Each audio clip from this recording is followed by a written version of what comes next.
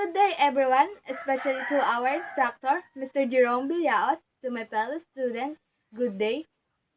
This topic is included to Region 4A, CALABARZON, and 4B, MIMAROPATHE.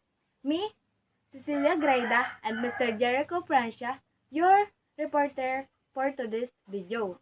And we'll be discuss the Bread of Soil by Nestor, VICENTE, MADALI, GONZALEZ. And before we tackle the analysis of the story, may I call Mr. Jericho Francia to discuss the author of the story. Good day, everyone. So before I explain the summary of life of NBM Gonzalez, anyone who would like to read the story of NBM Gonzalez? Okay, Mr. Asilo, please read the life of NBM Gonzalez. Nestor Vicente Madali Gonzalez, born on September 8, 1915 in the Philippines in the province of Oriental Mindoro. Gonzalez expressed passion for music at a young age. He learned to play the violin and made his own guitars by hand. For college, he attended National University at Manila, Philippines, but did not finish his degree. During his time there, he wrote for the Philippine Graphic and later edited for both Evening News Magazine and Manila Chronicle. Gonzalez published his first essay in the Philippine Graphic and his first poem was published in 1934. Gonzalez made his mark in the Philippine writing community as a member of the Board of Advisors of Likhaan, the University of the Philippines Creative Writing Center, founding editor of the Diliman Review and as the first president of the Philippine Writers Association. His lack of college degree didn't stop him from pursuing teaching and he received teaching position at multiple universities in the Philippines, including the University of the Philippines and the Philippine Women's University. During his writing career, Gonzalez wrote 5 novels, 8 short fiction, and multiple essays, with his work translated into languages like English, Chinese, German, Russian, and Indonesian. His first novel, The Winds of April, was published in 1941 and won honorable mention for the Commonwealth Literary Awards. Unfortunately, most of the copies were destroyed when the Japanese occupied the Philippines during the war. An article in LA Times explains that soldiers used copies of the book as fuel for cooking and making tea.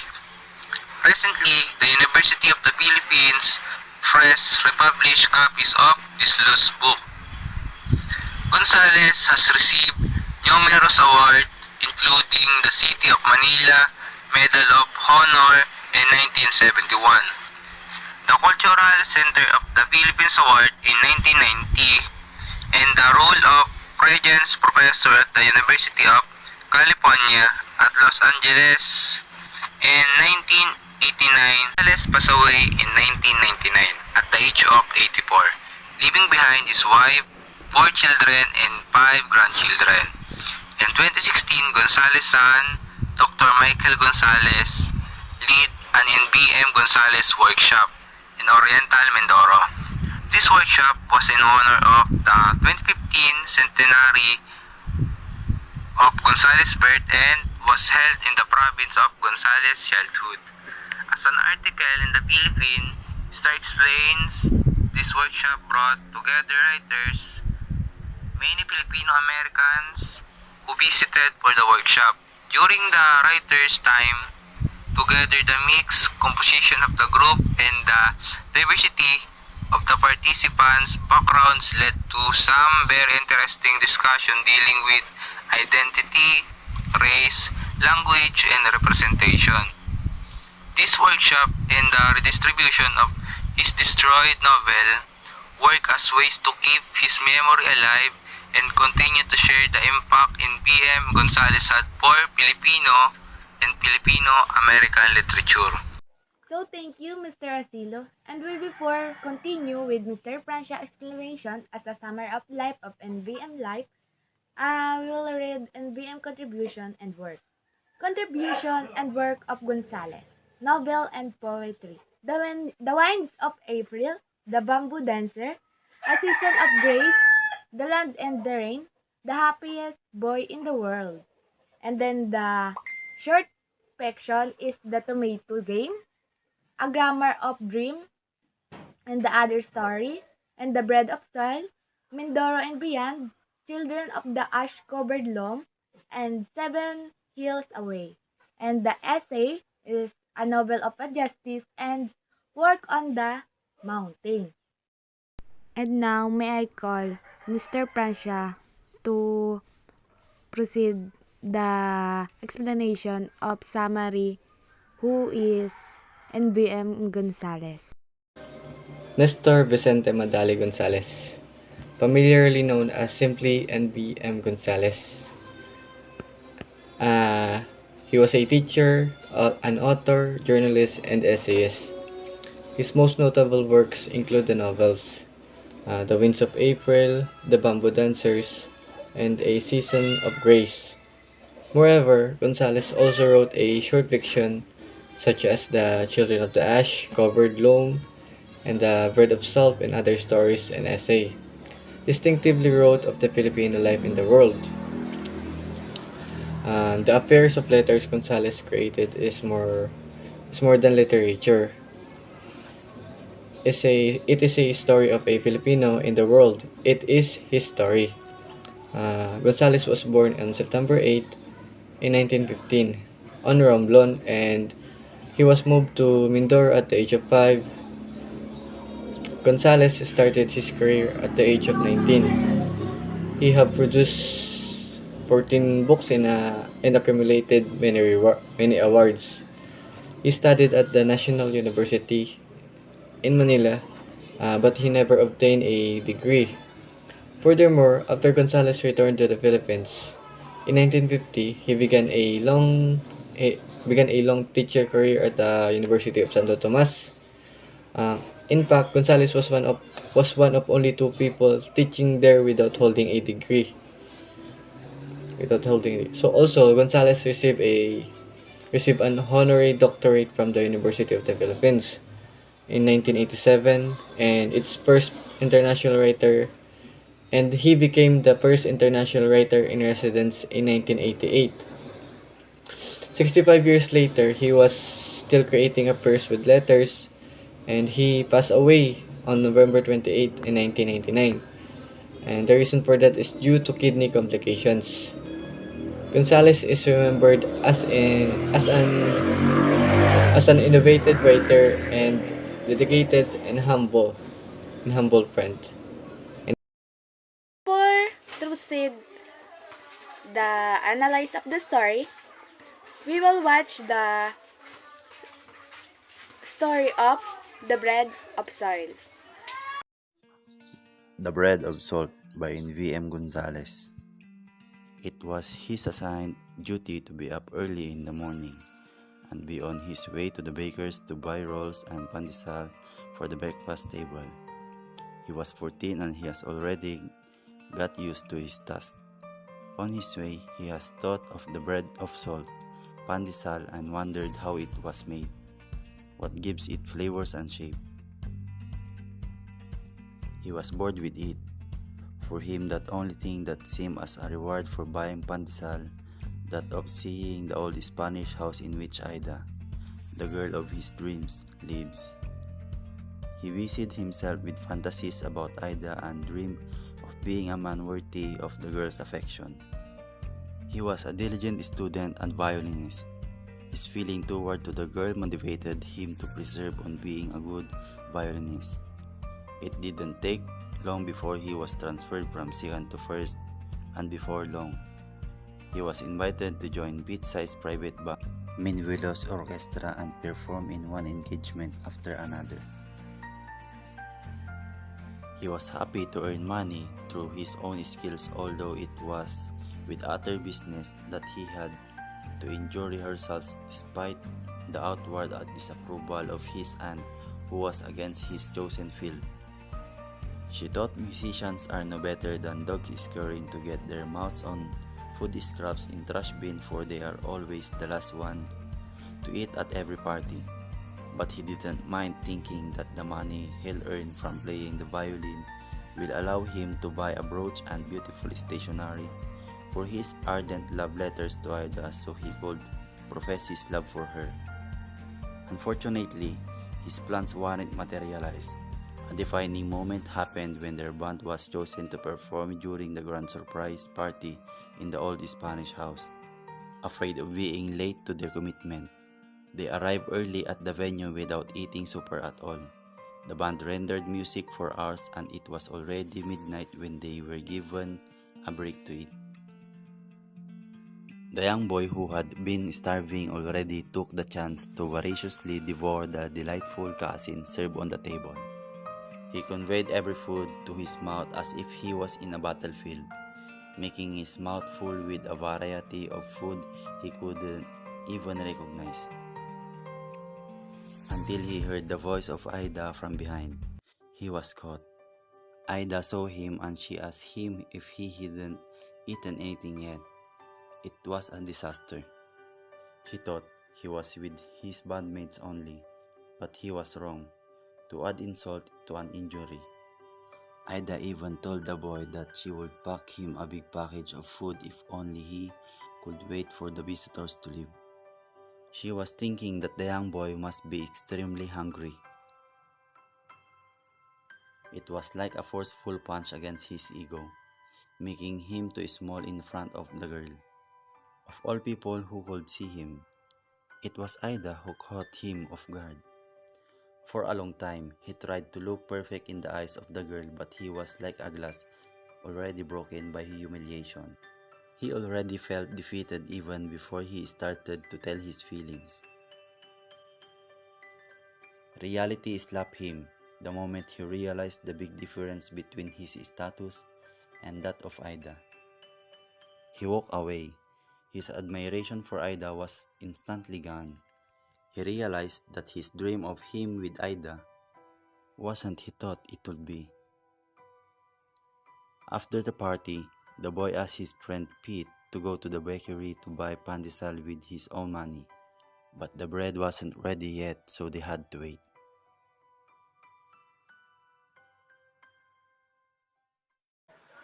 And now, let's proceed to analysis.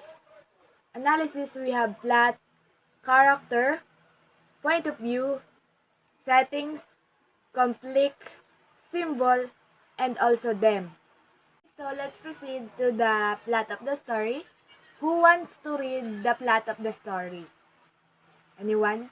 So, Miss Valera? Plot. Exposition. A teenage boy who buys pandesal or bread of salt because of its wonderful flavor. Rising action. When the 14 years old boy started to learn and master playing violin. Climax. When Ida caught him packing some of the food in the party. Falling action. When the 14-year-old threw away the food that he packed. Resolution. The boy realized that like a pandesal, he is still not ready to face reality. Thank you, Miss Valera. So according on the plot, we have exposition, rising action, climax, falling action, and resolution. So exposition.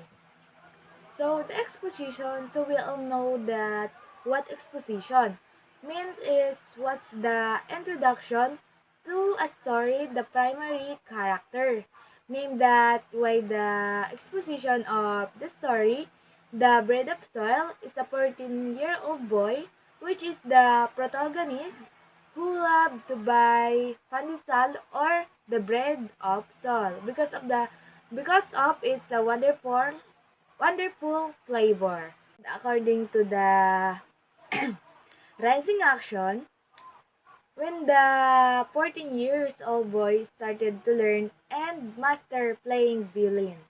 So this was the start of the boy getting his feeling deeper for Ida, to the point that it motivates him to work hard even more to do better. It being violin through hard work and consistent, he was transferred from a second to the first violin and was invited to join PT-sized private band.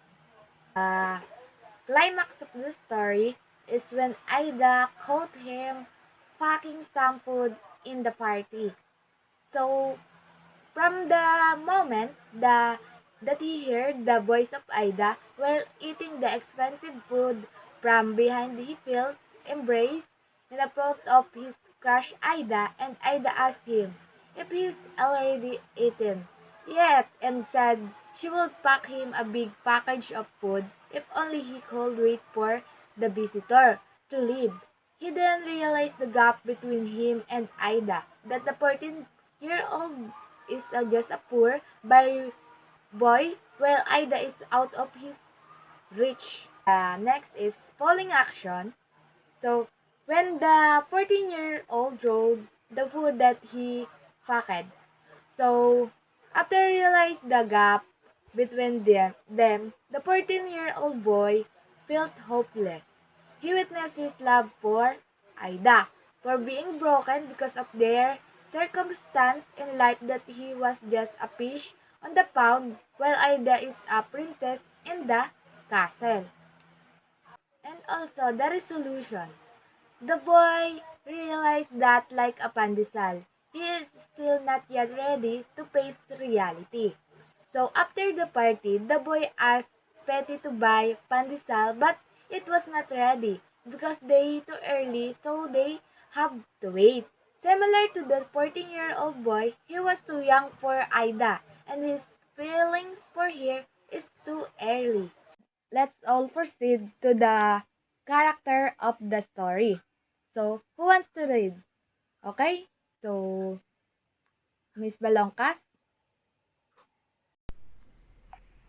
Characters: the 14-year-old boy. Protagonist: Ida, Albert's apple of the eye. Pit size: the guy who invited Albert to join his band. Josefina and Alicia, Ida's cousin. Don Esteban, Josefina and Alicia's father, aunt, grandmother, and grandfather. Mr. Custodio. Okay, so thank you, Miss Balongkas. So, according to the story, the character of the story is the boy who have a crush on Ida and love to buy pansal. And Ida Albert, apple of the eye and the crush of the 14-year-old boy, and the one that has motivated him to work hard on being a violin.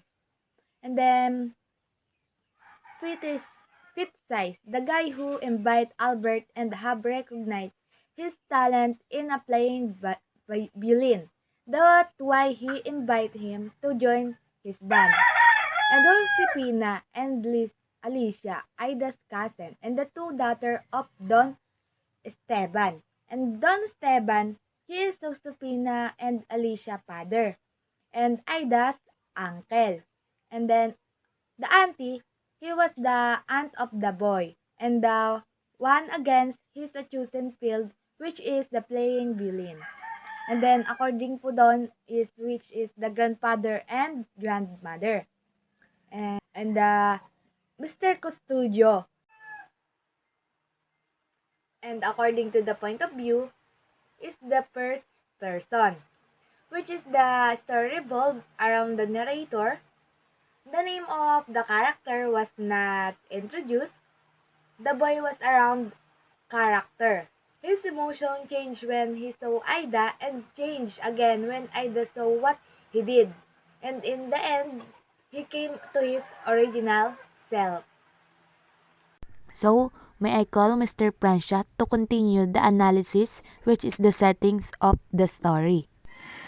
Okay, so the setting of the story. Who want to read the setting of the story? Okay, Miss Ladra, read the setting of the story. Setting: bake shop, Don Esteban's house, school, and street. Okay, thank you. Now let us proceed to the settings of the story. First and foremost, the bake shop. This is the bakery where the 14-year-old boy loves to buy a bread of salt or a pandesal. Also, the bakery is near to the Spaniard house that he can see Ida, the Spaniard niece, that he have a crush on. Secondly, Don Esteban house. This is where the 14-year-old boy and Pizza S band perform. They perform engagement by engagement until they performed at Don Esteban house. Furthermore, this is the place that the dream of the 14-year-old boy vanished. He felt humiliated and his heart broke to pieces because Ida caught him packing some food at the table near the cuisine. The third settings of the story is the school. The 14-year-old boy and Ida always see each other at the school. The love of the boy gets deeper and deeper because he gets to see Ida on the school every day. Now let us proceed to the last setting of the story, the street. We have included the street because it's always the street that gives way to the love of the boy for Ida. And sometimes they get to see each other because the bakery is near in Ida's house, where the boy he can see from that distance. He can see Ida from that distance. That's all for the settings of the story. Thank you. Now let's proceed to the conflict of the story. The conflict of the story has man versus society, man versus circumstance.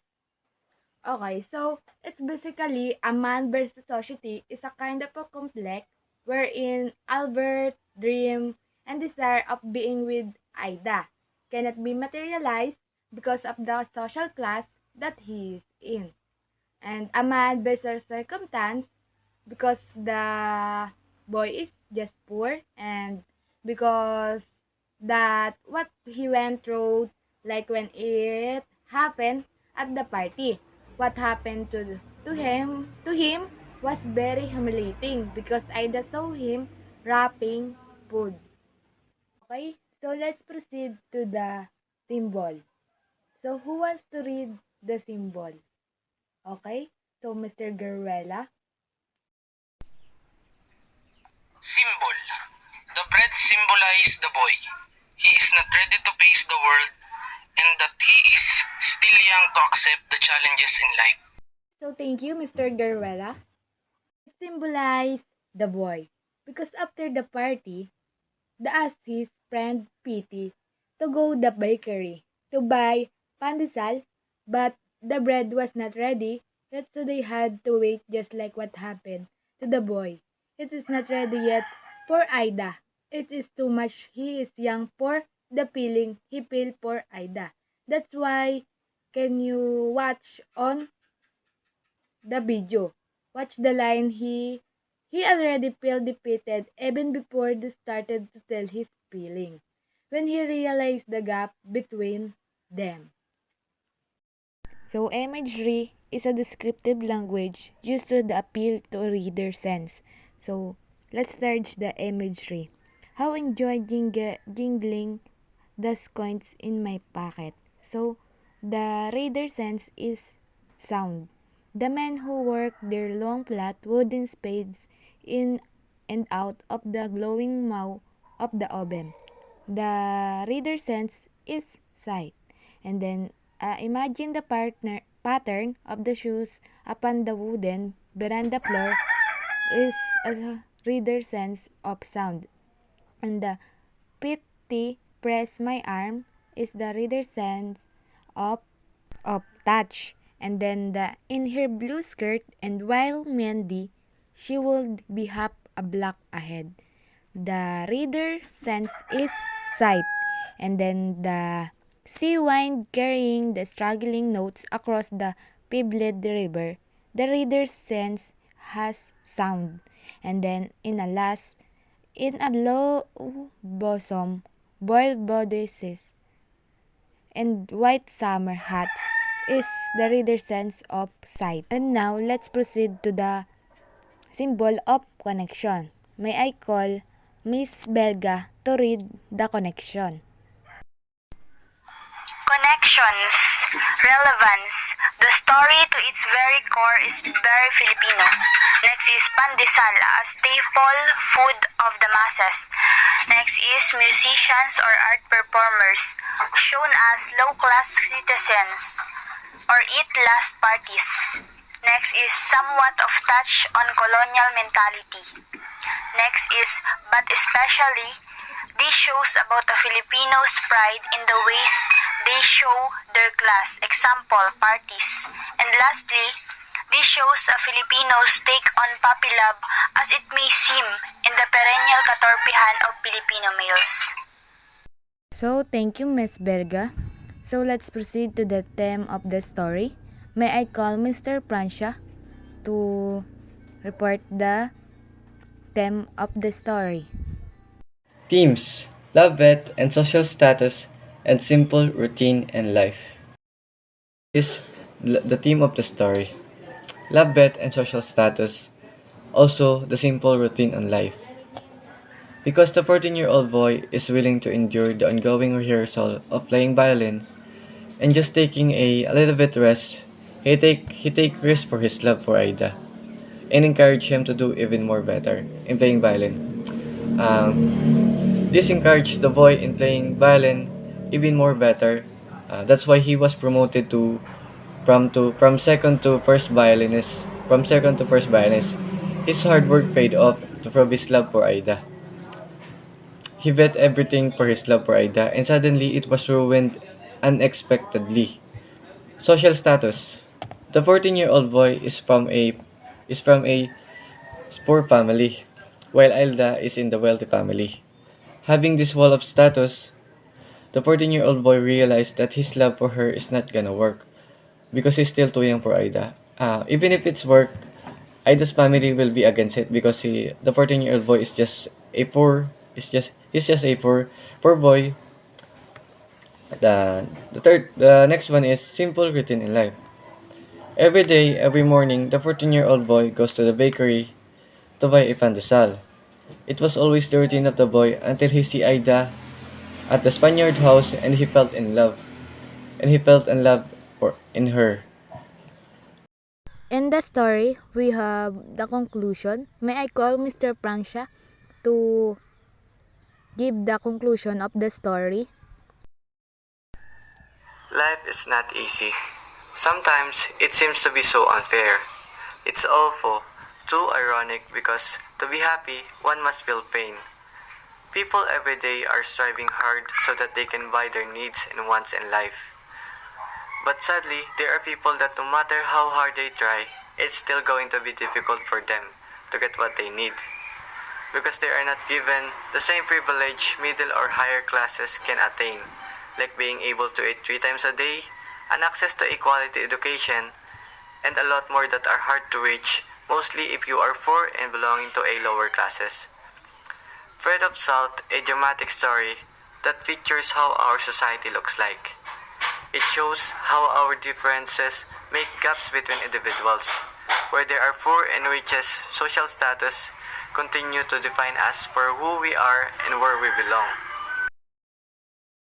As a student, added to the conclusion of Mr. Pransha, we have to know that our society needs our understanding.